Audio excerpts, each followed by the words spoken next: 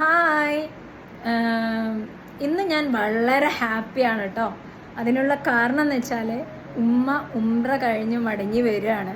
അപ്പോൾ അതിൻ്റെ ഒരു സന്തോഷമാണ്. അപ്പം ഞങ്ങളിവിടെ വെയിറ്റ് ചെയ്തിരിക്കുകയാണ്.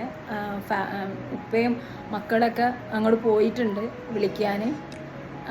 അപ്പം അമ്മൻ്റെ വരവും കാത്തിരിക്കുകയാണ്. അതിൻ്റെ ഒരു എക്സൈറ്റഡാണ് ഞാൻ ഭയങ്കര. അപ്പം നമുക്ക് ഉമ്മ വരുന്നത് കാണാം. അങ്ങനെ ഇതാ കാത്തിരിപ്പിനൊടുവിൽ ഉമ്മ ഇവിടെ എത്തിയിട്ടുണ്ട്.